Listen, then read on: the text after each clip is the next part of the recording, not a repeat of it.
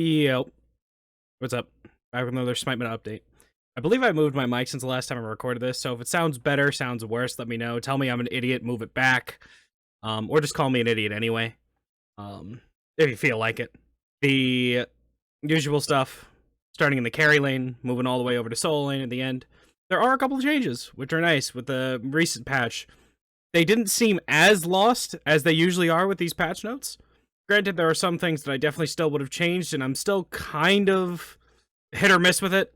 There are some things that definitely should have changed that weren't changed, specifically regarding this motherfucker. But you can't have everything you want.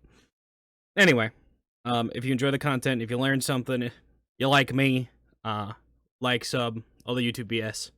Anyway, we're super close to 500 subs, so get there, and I'm going to do a Q&A. A small one, obviously, but I'm going to do a Q&A at 500. So, if you're interested in that, make sure you sub. Anyway, so starting with the carry lane, we do have a new person, a new contender over here. Only one, but we do have one. Chernabog. They overbuffed this character. They moved the slow from his 3 over to his 1, which is a good change, I think. But then they made Vicious Barrage a 7-second cooldown, which is, a little nuts. This character's crazy. There's really nothing else I could say to it.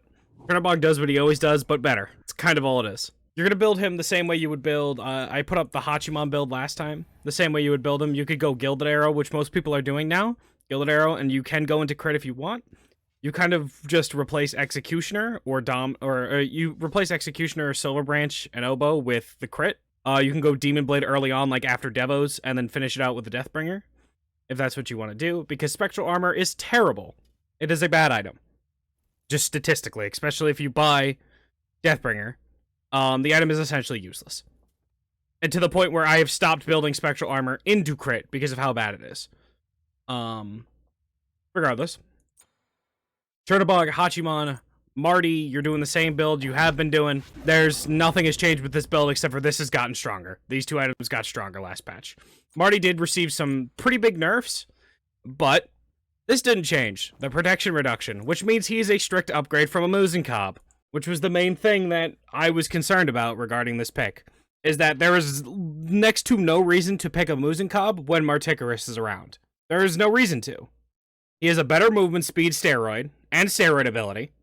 He has a better slow ability with anti-heal on it, and he has a better protection reduction.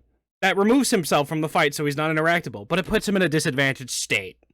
Anyway, the other picks, Hachiman, Rama, and then Apollo did get some changes. I'm still paying attention to him. I'm not sure. He is better. There is nothing that I can say that, like, this pick is not, like, the end-all, be-all best hunter in the game. But he is a lot better now. I have to watch him. I haven't seen him do, like, insanely well, like he did before.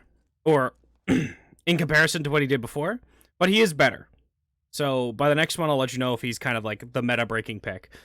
And the only reason I'm releasing this right after the patch came out is because I played a ton of in-houses with a bunch of the top end of the SOC players and the SC and some of the SCC players. I played a bunch of in-houses with them.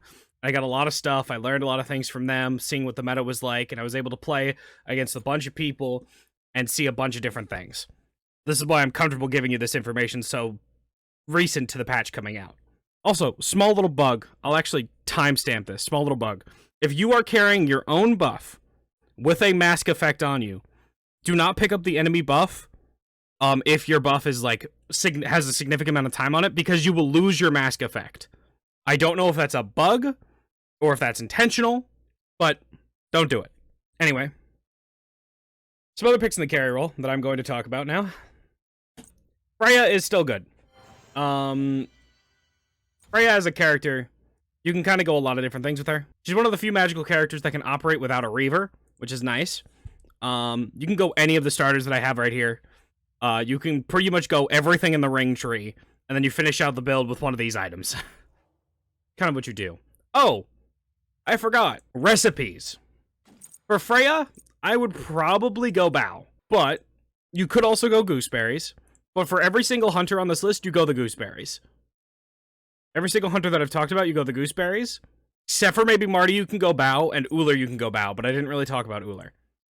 Oleron, you definitely go golden gooseberries. But anyway, Oleron, you build a similar build to Freya, but you don't go the hastened ring. You go all the other rings, just not hastened ring. Also, I think Death's Toll is very good on Oleron. You can go Sands or Death's Toll. You could also go Bumba Spear like Freya does. You can go any of those. And then you would build a similar build. You could probably go something like this. This wouldn't be terrible. You can also put a Magi's in there if you need it, depending on like the picks on the other team. If they've got like a Daji or an Ares or something like that. We'll talk about Ares in a minute. Oh. But they have pretty solid builds right now, and they feel really good. Oleron, I feel like, has a similar pressure stance to someone like, not entirely like Hades, but he's a dual lane equivalent to something like that. He has a ton of pressure. He just pushes lanes, he does a ton of damage, and he gets shield buffs really easily. So definitely be picking him up if you're a carry player right now. Let's talk about supports now, though. One of the few classes that won't go the aforementioned bow or gooseberries. I'll mention this now. Powerful Party Punch and Durable Drumsticks are terrible. Party Punch is a little bit better than Durable Drumstick, but Durable Drumstick is absolutely awful. Do not buy Durable Drumstick on anybody. There's maybe one character that I could see it has slight merit on. And that would be like Thoth. And even then, I don't know. But on supports, you're going Sturdy Stew. Because it actually has quite a lot of merit to it. But let's talk about Ares. They have overbuffed this character. Ares does a lot of things now. The changes to his basic attacks, how they work, how much damage they do, how much damage he does, and what he could do is crazy.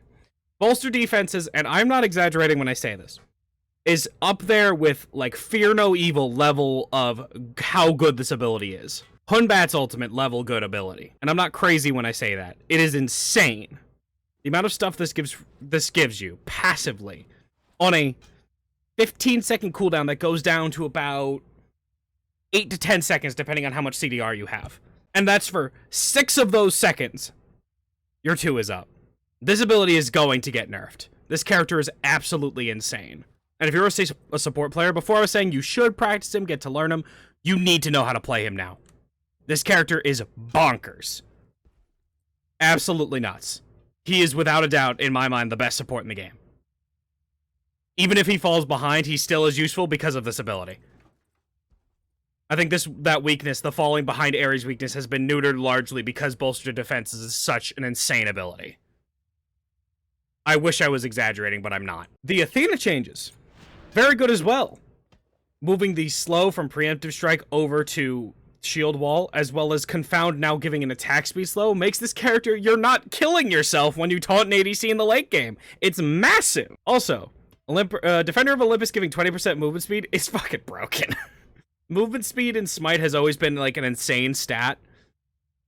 And Athena giving it with her ultimate is crazy. You feel the difference. Like, you feel the difference being Athena ulted. This character's really good too. You should definitely be picking her up if you haven't been playing her. She's pretty good. The Cabrakan changes. This character just shits out pressure. There's no other way to do it.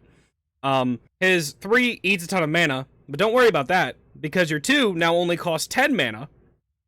And you gain mana back from hitting it. It's kind of crazy. And depends on how many targets you hit. Cabrakan does the things he always does, but he does them better, and I actually really like these changes, except for it's a little oppressive.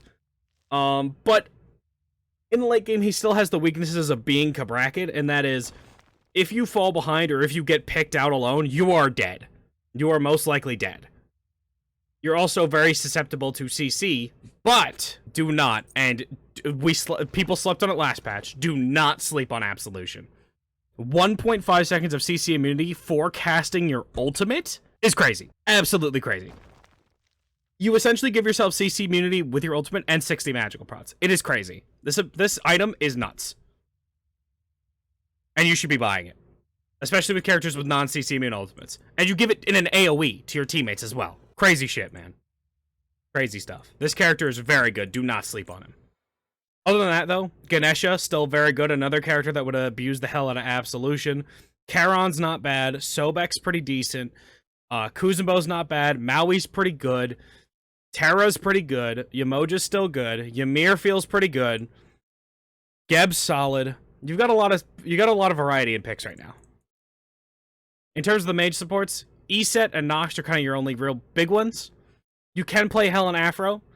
I haven't seen enough of it to, like, be, yeah, for sure, this is the meta, you know, but they're decent. They're not bad. Anyway, moving over to mid lane. Okay. So I'm at a bit of a crossroads here. Some mid laners are saying, oh, tablet is bad, don't build tablet, right? And then other ones are saying, this shit is OP, I don't need percent pen. I'm still comfortable recommending the tablet build that I did with the Tiamat last time. My water bottle is falling over because it is dented on the bottom. This is what I get for buying the store brand, I guess. But anyway, this sort of style, but you can get rid of the breastplate and finish out the build with a shard. Obsidian Shard is probably the second best mage item, following Soul Reaver. Right? At least I would wager that. This is kind of the build you're looking for. Tiamat is definitely a pick you could play. But we gotta talk about him. The changes they did to Raijin were very interesting. Raijin's basic attacks now reduces non-ultimate cooldowns by 0.2 seconds. Something you think, oh, that's really not that big of a deal. It kind of is. Because his abilities are up very, very often. His 3 also now isn't... This character has been modernized. His 3 now fires out faster. Or he goes up into the sky faster, as, like, he teleports away a little bit faster. Because usually it had a bit more of a channel time when he would teleport away, and it would be interrupted by everything. It was so easy to interrupt. But now it's very quick, and you're able to do it pretty well. And get it off easily. This character can still function very well, and he feels very oppressive. And I don't know if it's just because we haven't played against Raijin in forever, so we forgot how to play against him, or if it's... This character's just good, and now that he's been modernized, he feels better. And he's playable. But I needed to mention him because he feels strong. Also, Raiju having an initial hit on damage as well is really good for Reaver procs. Overall, I think Raijin feels good. He feels strong. You build him in a similar way that I showed the Tiamat build before. I think you get a shard in there. He feels strong. Other picks you could do, Merlin. Other picks you could do, Merlin. Baba Yaga's still really good. Agni's pretty strong. There's Yu Huang, which feels good. But Hebo, Janice, Disco. There's a lot of variety in picks right now. But there is one more pick that I haven't talked about yet. Because I think the change that they gave to him is actually fucking busted. We're going to talk about the bird. The secondary bird, not the first bird mage, Thoth. I'd say you build him a similar way you build the Tiamat. This character is the quintessential artillery mage of Smite. And he is... How do I put this? Absolutely busted, I think. His damage is absurdly high. He has very good objective secure.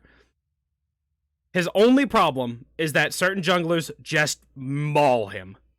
That is his biggest issue, and I think that needs to remain his biggest issue. Certain junglers absolutely slaughter him. But in the late game, you can absolutely just run team fights with this character. He's going to be less strong in ranked than he is in comp, but I think this character is definitely something you should look at and try playing a bit. On every single one of these mid laners, you're building Bow. There's no reason to go anything other than Bountiful Bow on any of them. If you're going a Hunter mid, you'll go the Gooseberries most of the time, except for like Uller, you'll go the Bow. Marty, you can go the Bow as well. But every single one of them, you're going Bow. Moving over to jungle, I gotta talk about this guy. Aokong is just stupid. There were certain characters in the in-houses that we were banning just because they're unfun to play against. Aokong was on that list. A lot of them were junglers. And Chernobog was on there. But Aokong was on that list. This character does an absurd amount of damage. He plays 2 roles. He plays them both very well. And he's an execute. He can pretty much 1v1 anybody regardless of his build. He's super strong. You could build him a lot of different ways. I don't feel comfortable recommending a jungle build for him because I really don't know it. Because every jungler I see play him, whether it be pros, whether it be high-level ranked players, SCC players, build something different. He works, and he works well. Most of the time, it involves one of these. It probably involves a Doom Orb in some capacity. There's a Telkine's Ring in there somewhere. And then the rest of it is really up to, there might be a Deso in there. There might be a Divine Ruin in there. There could be a Magus. There could be a Poly in there. Some of them build Poly. You know, some of them go Lifesteal. Some of them go Rod. Some of them go some of them go Zerkers. Some of them go Wingblade, Magi's, all this other stuff. You can go a lot of different things in this character, and it works. For Ao Kuang, you can go Party Punch, but honestly, Gooseberries is probably better. Bao is probably better. These two are just better. Most of the time. I think Bao is the best one, and Bao is probably just the better one for Ao Kuang. But we'll see. We will see. Party Punch is just kind of buns. But moving over to the Assassin tab, another character on the unfun to play against list was Pele. Due to the recent changes in the patch, this character can absolutely run the map. She did it before when you were pretty solid with her. Now she could do it in a lot easier way because her projectiles on Pyroclast now return her charge for her 3. Now, her ability to use this 3 and move around the map is even better. Ability to use it to chase down is even better. And she has an extra attack on her ultimate. This character is pretty bonkers. And she is definitely somebody you should be looking at if you're a jungler. She can just win games outright by herself. You could build her full damage, you could build her hybrid, and she is bonkers. For Pele, Bao is probably just the play. Gooseberries could also be the play if you want it. It helps you with clear, you don't have to use your mana for it, but really, you don't really have mana troubles anyway. So Bao is probably just the play. That, or if you're going a more tanky build, you could go Sturdy Stew, but it's up to you. Other picks in the jungle, Susano, Lancelot, Thor, Kali's still playable, Bakasura's still playable, Naja's still very playable, Raven's pretty playable, Serket's pretty playable, and it, depending on what kind of character you are, like Bakasura and Kali are going the Golden Gooseberries, but Susano, Serket, Thor are going the Bao. Ratatoskr, Bao. Naja, Bao. You know, Mercury is going Gooseberries. Thanatos, Bao. Right? Kleena, Bao. Camazot's Bao. You know, it's not really much really hasn't. You could probably put together which one is better. Are they good with auto attacks? If yes, you could probably build Gooseberries. If not, you're probably just best going Bao. Unfortunately, it is that way. You can experiment with the other ones if you want. Don't go Drumstick, though. Drumstick is absolutely useless. Just do yourself a favor. Don't do that. Now, before I move over to Warriors and talking about solo lane, I will talk about the assassins that are good in solo lane. Robin and Thor are both still very playable in solo lane as assassins. The nerf to Thor has not made him, like, the peak best, but I still think he's very playable and he's solid. I don't think he's, like, top 5 anymore. Or top 4, excuse me. He might be top 5, but I don't think he's top 4 anymore, but he's still good. Robin is still strong. I think Ao Kuang has definitely moved up a couple spots in the solo lane. This character does stupid damage, is part Sky God, and by Sky God I mean a character that removes themselves from being interacted with on the map. Someone like Sun Wukong, Marticarus, Freya, those characters. And he does absurd damage. He has an execute as well. He does very well. A lot of the solo laners have stupid BS that allows them to function in team fights in the late game because carries do too much damage right now. And Ao Kuang has those. But now, moving over to Warriors in solo lane, Osiris got, I'd say, probably the largest impact changes, other than maybe Raijin. The attack speed he gets from having his full body fragmented is huge. The damage mitigation he gets is huge. Sickle Strike going through waves is huge. The attack speed reduction he gets from his 3 is massive. This character now has those mechanics that I was talking about, those things that make stupid bullshit allows him to dive in the late game, and allows him to function. This character is good in the solo lane right now. To throw together a build for you, to throw together a build for you, something like this wouldn't be terrible. The Absolution and Oni Hunter's Garb are kind of swappable. If you feel like you need the Absolution in the late game, because your CC immunity does end after a little bit after you land, if you need it for something, let's say like Ao Kuang or like a Hun Batsold or Overrun, something like that, you can definitely use Absolution. Oni Hunter's Garb, though, has just been essentially reverted. It is a very good item. Pridwin, solid item, gives you 20%. Toxic Blade has been buffed again. They keep giving this item buffs. They keep doing it. This item's crazy. Don't sleep on it, especially now that we have a character that can build it properly and it doesn't, like, squeak into the build awkwardly like somebody like Raven, Thor, or Wukong would, where it squeaks into the build awkwardly. Osiris uses it and uses it very well in the late game. You 1v1 carry super well. I also heavily prefer Death's Toll over Bluestone on Osiris. You can build both and both function, but Death's Embrace is so good in the late game. Also, you can use Death's Toll and Death's Embrace on the enemy masks and heal yourself off of them. Don't know if that's intended, don't know if that's a bug, and I don't care, honestly. It's funny. Anyway, Osiris is absolutely insane. Character's bonkers. Feels super good, and he's definitely, I don't know if he's the top solo lane pick, but he's up there. He's in the top 5. 100% in the top 5. Monkey King. Same shit. Very high damage. Doesn't lose any lanes. He's an attack speed slow. He's a sky god.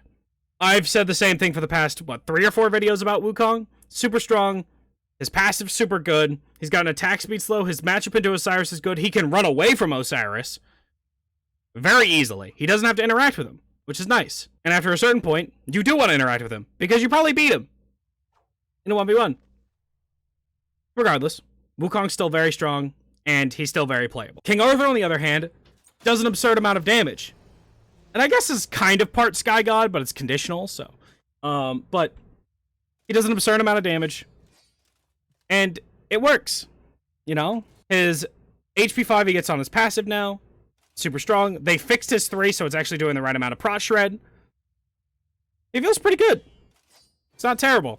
But I don't know how good he is in the late game, and into certain comps, he feels like shit. To be completely honest. You can just get CC'd out. You can't play him into Ares. It is absolutely miserable. And Ares is probably, like, the best support right now. You can get CC'd out, and it's just super uncomfortable to play him. I think if the meta shifts away from certain things, and carries don't do as much damage, or carries have a different means of doing damage, or Arthur has a different way to function against them, he gets better. But right now, he's okay. I think he works. But I don't think he's the best. I do think a lot of soul laners have improved this patch, though. Like Hercules, Odin, Tyr somewhat, Chalk, Achilles somewhat, have improved this patch because there are more options in items that are better for them. And the fucking Danger Noodle. The big old Danger Noodle. Jormungandr has really high damage, is a Sky God, has insane lane pressure. Same thing I said last video. Pretty much. I don't really have much to elaborate on. Character's good. And on Osiris, you're going Gooseberries. On pretty much everybody else, except for Amma, you are going Bow. Hercules, you can go Gooseberries, but Bow's probably better. Everybody else, you're going Bow. Achilles, you can also go Gooseberries, but Bow might be better. But Bow. Gooseberries doesn't work on Jormungandr, so don't go fucking Gooseberries on Jormungandr. Party Punch also doesn't work on Jormungandr, so don't go Party Punch on Jormungandr. Even though you wouldn't be go Party Punch anyway, because you're not playing him jungle. Don't do it. Don't do it. Don't subject your teammates to that. Anyway.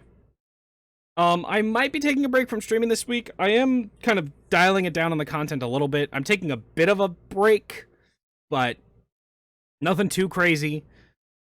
Because I did need a bit of a step away. But SOC is coming up within next month, so whatever ends up going on there, I will be doing that. And everything that, comes with it, there'll be streams on Saturday, depending on how long I run on for the SOC, that sort of stuff. And then, obviously, Discord down below has my streaming schedule. Next week, though, I do plan on returning and doing a longer stream. Usually starts around 10 to 11 a.m. EST on twitch.tv/NotAValveGAme. Enough shilling.